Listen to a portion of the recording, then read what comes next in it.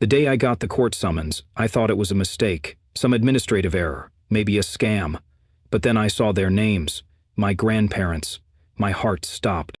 I'm Miranda, and my grandparents are suing me for the only thing I have left of my parents, the house. Not just suing, dragging me to court, accusing me of theft, manipulation, and emotional abuse. I read the accusations again and again, hoping the words would change. They didn't. These were the people who raised me after the crash, who spoon-fed me soup when I was sick, who told me bedtime stories with shaking voices because they missed my mom too much to finish them. Now they sit across from me in court, cold-eyed, unmoved. I used to call this house home. Now it's Exhibit A in a family civil war. And if I don't fight back, I'll lose more than just a roof. I'll lose every memory that ever mattered. When I was 6 years old, my world ended in a phone call. My parents were driving home from a weekend retreat when a semi-truck ran a red light. I remember the phone slipping from my grandmother's hands. I remember her screams, the way my grandfather had to hold her up as she crumbled.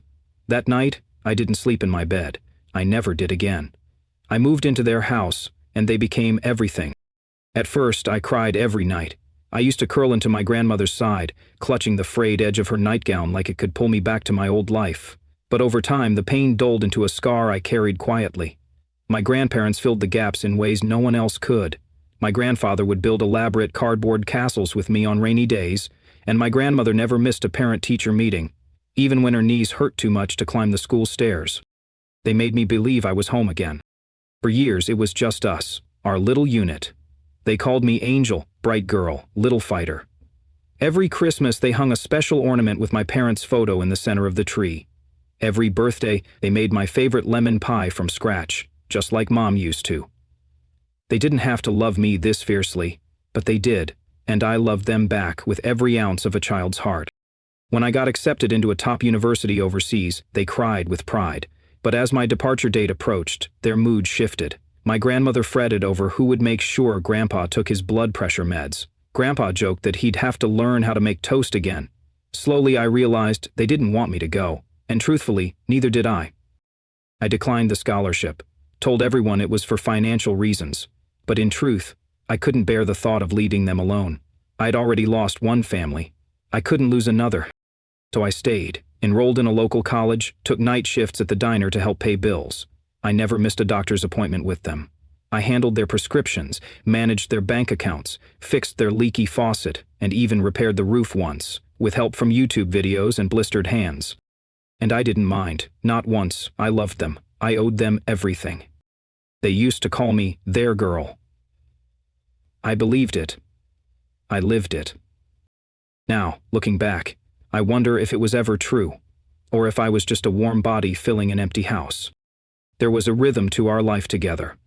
Every morning, Grandma would be up before dawn, humming hymns as she made breakfast. Grandpa sat in his favorite recliner, reading the newspaper out loud, pretending not to need glasses. They made space for me in every part of their day, and I made space for them in every plan for my future. During high school, when other kids were off at parties or sports events, I was home making dinner or driving Grandpa to his veterans meetings. I didn't resent it. I felt chosen, trusted. They told their friends proudly, "Our Miranda takes care of us better than our children ever did." That sentence used to swell my heart with pride. At 19, I had the chance to join a study abroad program in London. It was a golden opportunity, fully funded, prestigious, but when I brought it up at dinner, I saw a flicker in Grandma's eyes. Sadness. Fear. She didn't say no, but she didn't have to. That night, she left a photo album on my bed, full of pictures from my childhood, with a note, "You are our home." I declined the offer the next day. Looking back, I wonder if that was the first moment I gave up myself for them. One small step, one heavy sacrifice, and then another, and another. I worked 2 jobs to support us when Grandpa's pension ran thin. I postponed my plans, graduate school, travel, love, because they needed me. When Grandma had surgery, I slept on the hospital floor. When Grandpa forgot how to turn on the TV, I labeled every button with a sticky note. I thought I was building a legacy of love, of gratitude, that someday when they were gone, I'd sit in that house and feel peace, knowing I gave them everything, that it was mine, not just by law, but by love. I never expected to become the enemy. The first few years after I turned down the scholarship to stay with my grandparents, everything seemed fine. I felt loved, even though life was simple and often exhausting. But slowly, subtle changes began to seep into our daily life, like someone had quietly rewritten the script without telling me. The first time I truly felt something was wrong was on my 30th birthday. In the past, they would always prepare a small but heartfelt celebration. Homemade cake, a little gift, warm wishes. But that year, they completely forgot. I came home after a night shift to find cold leftovers, the lights off, and a note scribbled on the counter. We already had dinner, cakes in the fridge. No birthday wishes, no hug, no warmth. I told myself maybe they were just getting old, but then more things started to change. My grandfather began calling Caleb, my distant cousin I barely knew, to help with tasks I'd always handled, changing light bulbs, fixing the sink, taking out the trash. My grandmother often spoke about her brilliant grandson, praising his job at a big law firm, his car, and his apartment, while I was still juggling part-time jobs and unfinished coursework. I didn't think much of it until Caleb started showing up more often. Eventually, he moved in temporarily, bringing with him an overpowering presence and thinly veiled comments that made me feel like a guest in my own home. One day, while I was doing laundry, he walked into the kitchen and said with a smirk, "You should start thinking about moving out. Make space for someone with a real future." I froze. I looked at my grandparents, expecting them to say something, anything. But they stayed silent. No disagreement. No sympathy. I wasn't sure what had changed. Me or them. Slowly I was cut out of household decisions. They signed a roof repair contract without telling me, even though I was paying most of the bills. My name disappeared from documents. Caleb started using my parents' old refrigerator, the one I'd preserved like a shrine. I began to feel like a tenant, a live-in maid with no paycheck, no recognition. Some nights, I'd lie in my room, listening to the laughter of my grandparents and Caleb from the living room, feeling like an outsider. Like I'd been replaced by a more acceptable version. More successful, more charming, more useful. Still, I kept trying. I cooked, I cleaned, I paid the bills. But every act of service became expected. No gratitude, no acknowledgement. I was no longer the beloved granddaughter they once held close during storms. I had become a quiet shadow in the one place that had once felt safe. I began documenting everything. Bills, chores, every time I was dismissed or snubbed, not to accuse, but to remind myself that I had once mattered here.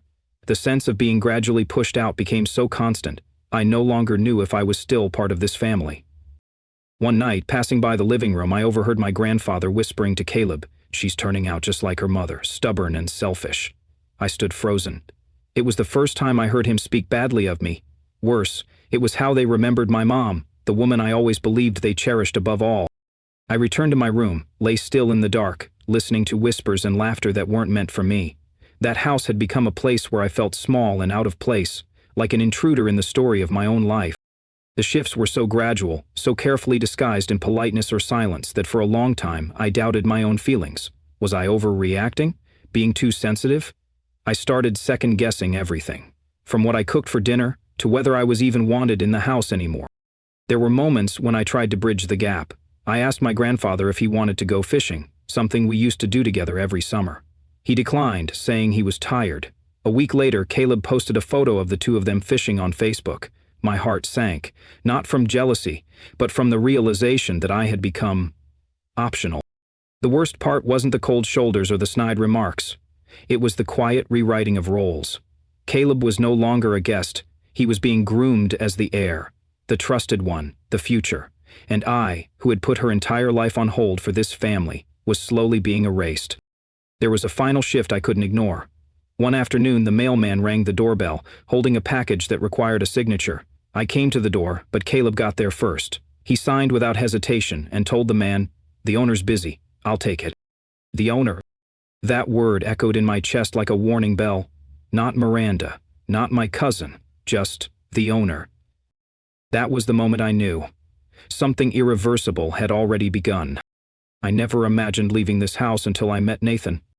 He was a civil engineer, gentle and warm, the first person in years who made me feel truly seen. We met at a small seminar at my old university, and gradually, short coffee chats turned into long walks and plans for the future.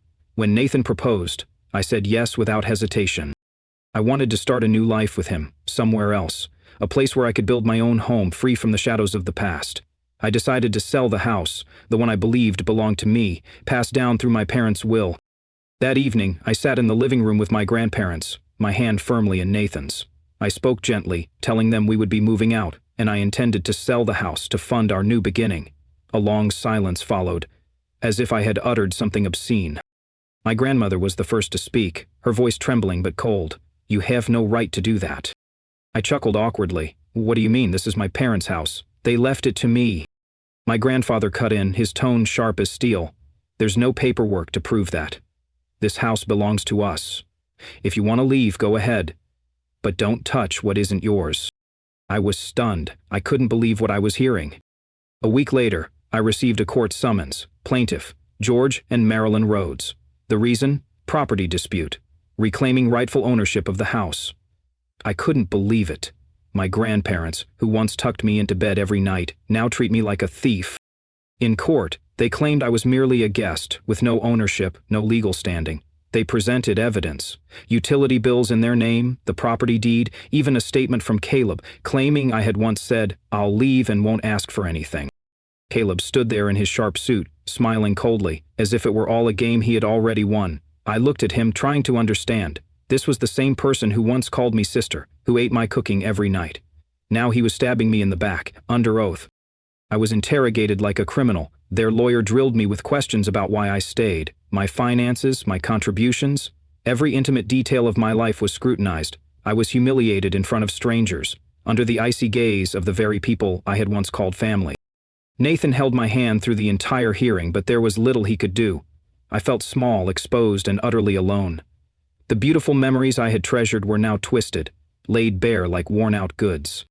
When the judge declared the ownership rights would be temporarily frozen for further review, I felt no relief, only loss. Not just the house, but every ounce of trust, affection, and shared history I had once believed in. I walked out of that courtroom like someone who had just buried a body named family. The days that followed were a blur of confusion and panic. I couldn't concentrate at work, couldn't eat or sleep. Just the thought of my grandparents actually taking me to court made me nauseous. How could love turn so toxic? People around us started to talk. Some neighbors called, pretending to care but clearly fishing for gossip. A few relatives on my mother's side hesitantly suggested I just move out to keep the peace. Others hinted that I was being greedy, trying to take the whole inheritance. I said nothing. I retreated inward, with Nathan as my only support. He encouraged me to hire a personal lawyer, to search through old records, and to find any proof of inheritance. But I had nothing. Everything had gone missing after my parents' accident, and my grandparents had held all the documents. I began to question everything. Had I ever truly been loved? Or was I just a burden they tolerated out of obligation? There were nights I lay awake, staring at the old ceiling, where I once taped glow-in-the-dark stars. I used to believe that if I was good, if I held on, love would never leave me. But I had been wrong. Eventually, I decided to move out temporarily. I stayed with Nathan in his small apartment near his construction site. When I packed my things, my grandparents didn't see me off. Caleb stood by the living room door, arms crossed, wearing a victorious smile. I left the only world I had ever known in silence. But inside me a fire was building, one that would not go out.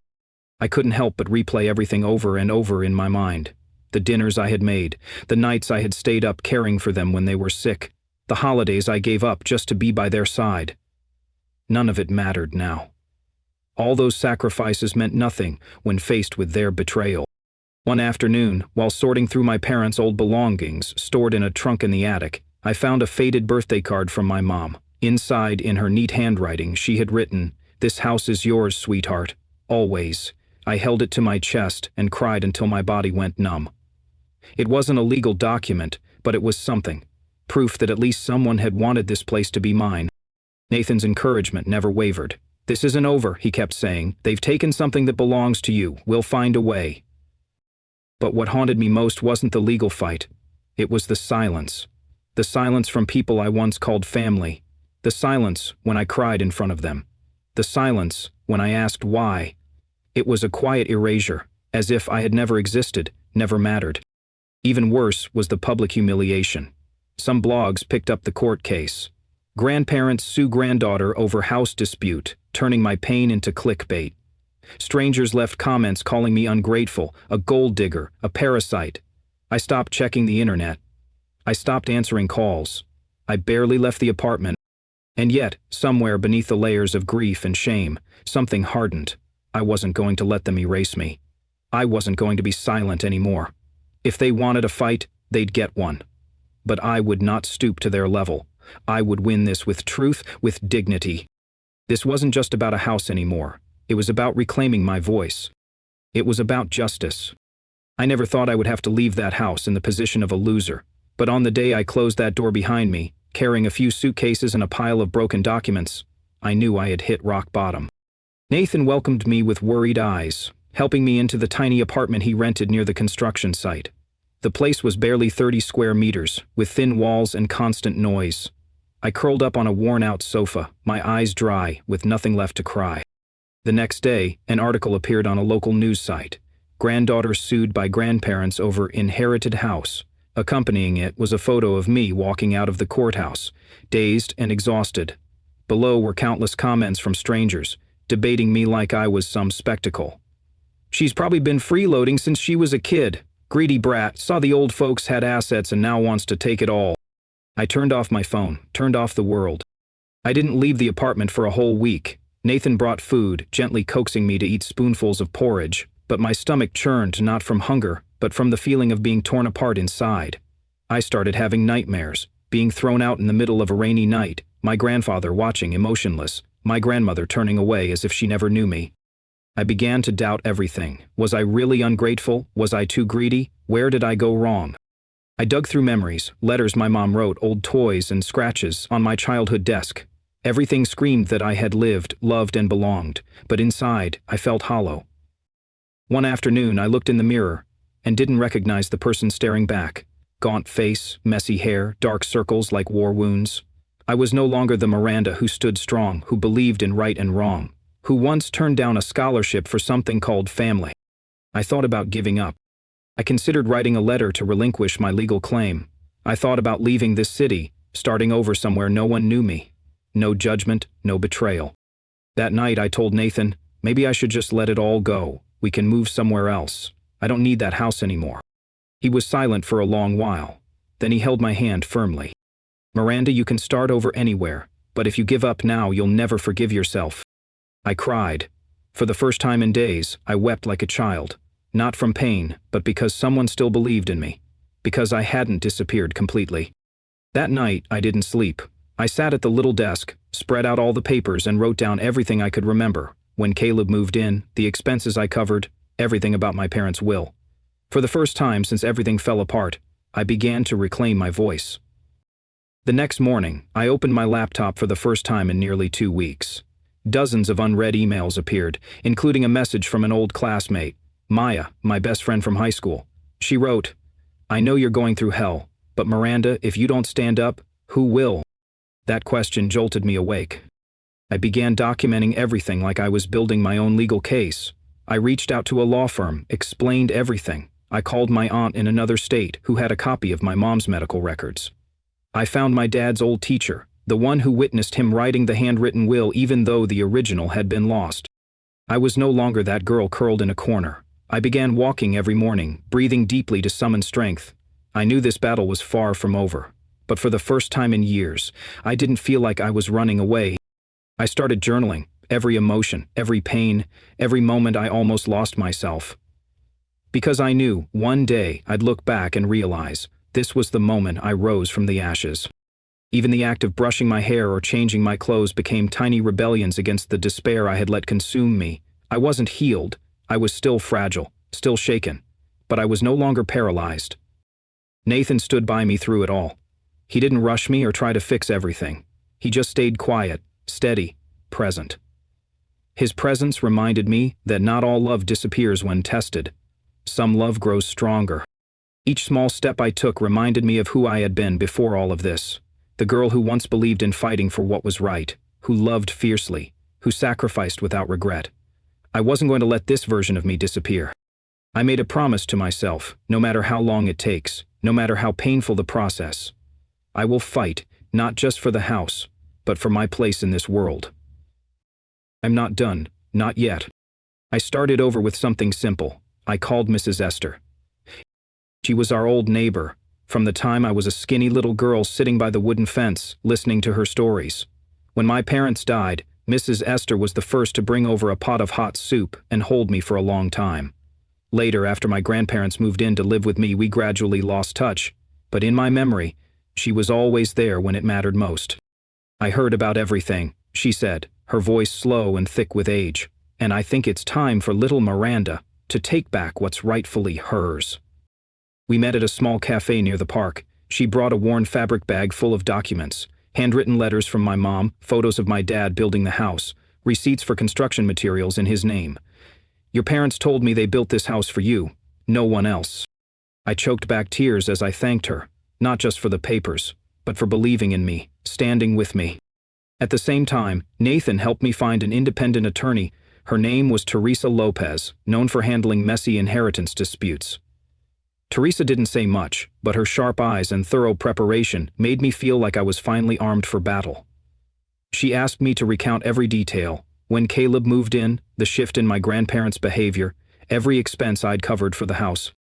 "We need to prove not only your inheritance rights," she said, flipping through the utility bills, "but also coercion, breach of trust, and a coordinated effort to seize property."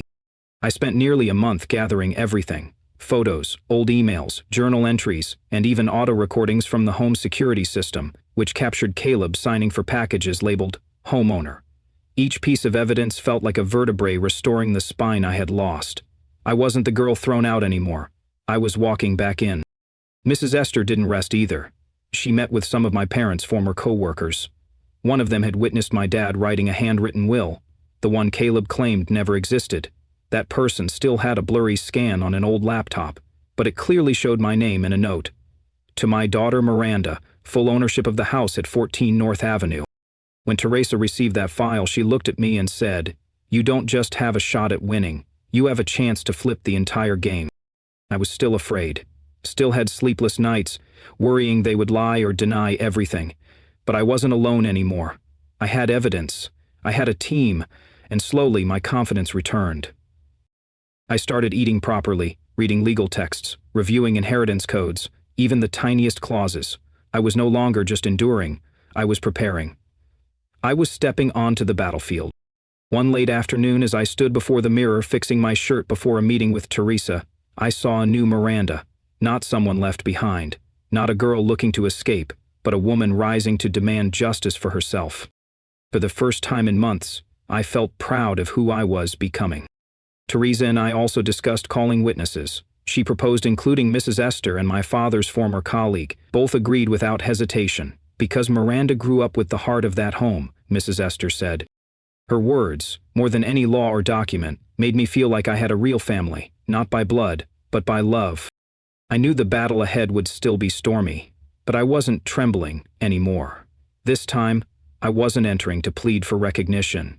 I was stepping in to reclaim the truth that had always been mine.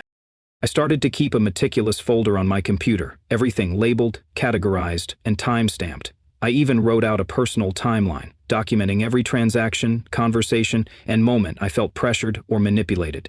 Teresa said it was one of the most thorough client logs she had ever seen. What surprised me most was how empowering it felt to fight back, not out of vengeance, but out of clarity. I wasn't the angry granddaughter seeking payback. I was the rightful heir reclaiming her space, her history, her truth. Nathan, though not involved in the legal work, supported me in every other way. He made sure I took breaks, brought me warm tea, and stayed up late when I needed to talk through my fears. We weren't just recovering a house. We were rebuilding my sense of self, brick by brick. And as the court date slowly approached, I no longer counted the days with dread. I counted them with resolve. This time I would walk into that courtroom not as a victim, but as a woman who remembered who she was. The final court date had arrived. I walked into the courtroom like someone who finally knew who she was. No longer afraid, no longer bowing her head. I wore a white blouse, a black skirt past the knees, and I tied my hair neatly. Every gesture was composed, every step steady. I wasn't there to ask for pity. I was there to reclaim the truth. Across from me, my grandparents sat beside Caleb. They didn't look at me. Caleb leaned back, arms crossed, with the smug expression of someone certain he had already won. The judge entered. The gavel struck the sound block sharply. The court was in session. My attorney, Teresa, opened with a concise yet piercing statement. Not only did we have sufficient evidence of my inheritance rights, but there were also signs of forgery, deception, and asset manipulation. She began calling witnesses. Mrs. Esther took the stand, slow but steady. She recounted how my parents had repeatedly said the house was meant for me and presented handwritten letters from my mother. Then came my father's former colleague, who brought a copy of the handwritten will and confirmed he had witnessed my father writing it, with dates matching those on the document. Caleb stood up and objected, claiming the copy was invalid and that my grandfather never mentioned transferring ownership to me. But Teresa remained calm. She presented a trail of emails between me and the bank, years of property tax receipts in my name, and a home security recording where Caleb acknowledged receiving mail on behalf of homeowner Miranda. The courtroom fell into silence. The knockout came when Teresa presented the original will, recently recovered by my father's colleague in an old file box he had nearly discarded. Though faded by time, it bore my father's signature, full name, and even a fingerprint. It was indisputable. Caleb's face changed color. My grandparents began whispering to their attorney. The judge called for a 15-minute recess to review the new evidence. When he returned, his voice was firm. Based on the newly submitted evidence, this court declares the legal ownership of the house belongs to the plaintiff, Miranda Hall. Furthermore, an investigation into potential forgery and property fraud by the defendants will be opened. I exhaled, as if breathing for the first time in years. Caleb slammed the table in anger. My grandparents lowered their heads, saying nothing. I turned to Teresa, then to Nathan, both smiling. I rose without a rush and walked out of the courtroom. The sunlight outside touched my shoulders like a confirmation. I had won. The press was waiting. Questions flooded in. I only said one thing. The truth always has a voice. That night, I returned to the small apartment Nathan had rented. But this time, I wasn't someone who had lost everything. I was someone preparing to reclaim everything that was hers. I sat at the desk, opened my notebook, and wrote the first line after the trial, the day justice spoke. I didn't want revenge. I only wanted fairness. And today, I got it. This victory wasn't just about the house. It was for the little girl who once thought she wasn't enough, for the child who waited behind closed doors to be loved, for myself yesterday, today, and tomorrow. And I knew this was only the beginning. I still had a whole life ahead to live, this time on my own terms. In the days that followed, I was invited to speak on a local talk show about inheritance rights and family disputes. I agreed, not to share my pain, but to offer a lesson, that everyone must learn to stand up for their rightful claims, even against those they once trusted. After the taping, an elderly woman came up to me and held my hand. "You remind me of my granddaughter. She was disowned by the family over inheritance too, but she wasn't brave like you." I hugged her tightly. I understood that pain. My story wasn't the only one, but today it had a fair ending. And tomorrow I will begin a new chapter, with my head held high. Later that week, I received a formal copy of the court's decision. Holding it in my hands felt surreal. It wasn't just a document. It was recognition. It was validation that I hadn't imagined the love my parents gave me, nor the injustice that followed. I placed it in a new folder labeled Home, not just as a legal reference, but as a declaration of what I had fought for. Nathan and I went out for dinner that night, our first celebration in what felt like forever. Over quiet laughter and shared memories, he looked at me and said, "You didn't just win a case, Miranda. You reclaimed your story." His words stayed with me. I realized that even if the house had been lost, I would still have come out stronger. But now, with it back, I felt something else too. Peace. There was still more to do. The house would need repairs. My relationship with my grandparents would never be the same. But I wasn't bitter anymore. I had found my voice, and I had learned how to use it. I would make that house a home again. Not out of nostalgia, but out of strength. Not long after the trial, an official investigation into Caleb was launched. Authorities seized his electronic devices and examined the signatures and documents related to the house. They discovered several signs of tampering in the will copy Caleb had submitted. The handwriting had irregular distortions, and the ink didn't match the type used in that era.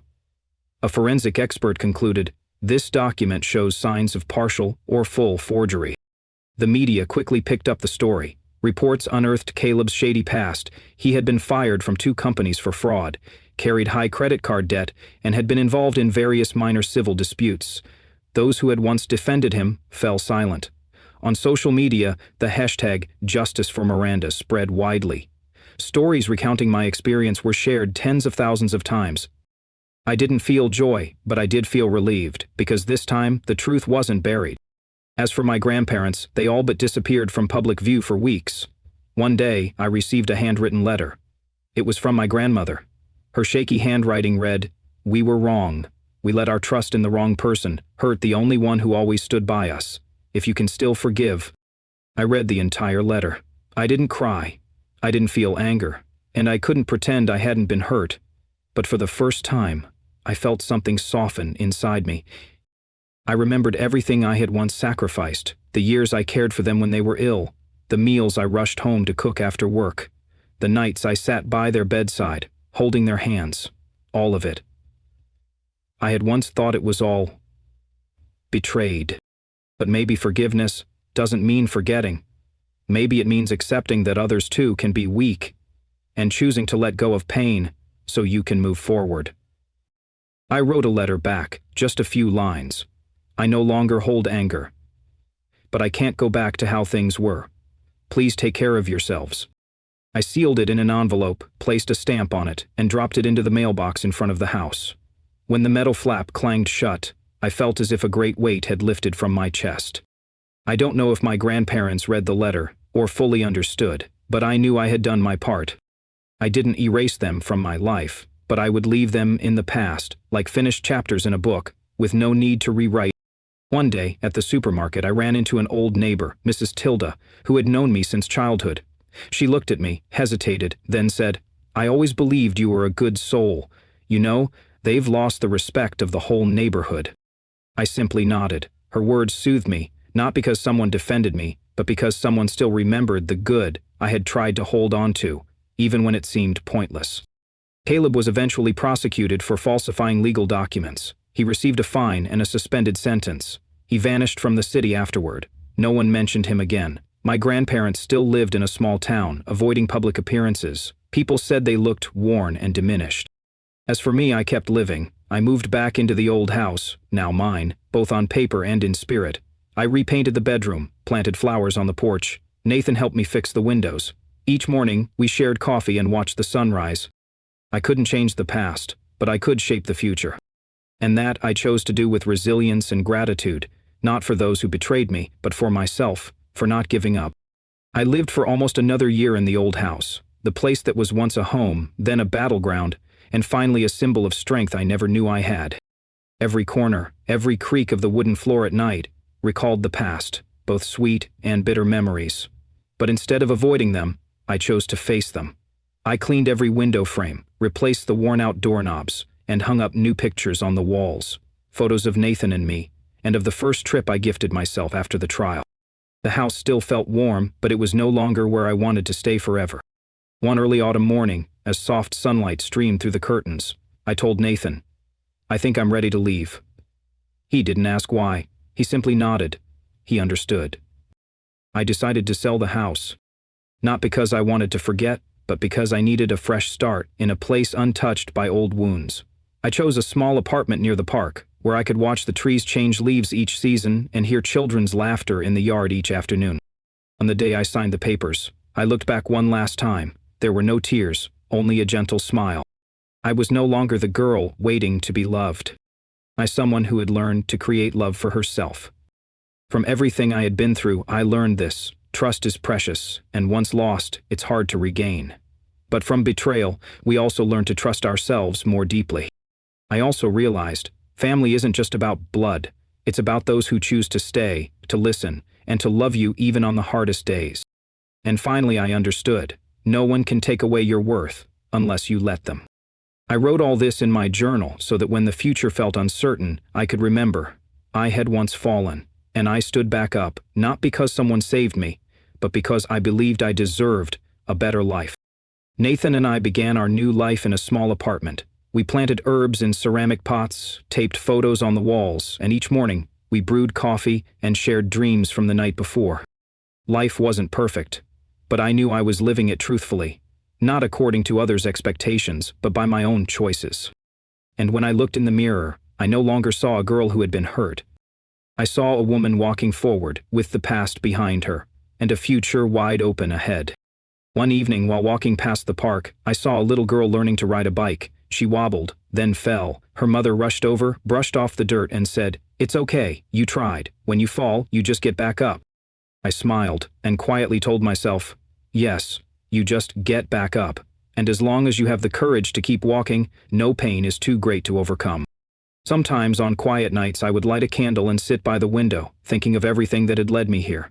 The pain, the choices, the strength I never expected. And I felt gratitude, not for the hardship, but for the chance to become someone stronger, someone freer. Because healing is not about erasing the past, it's about growing beyond it. And I had.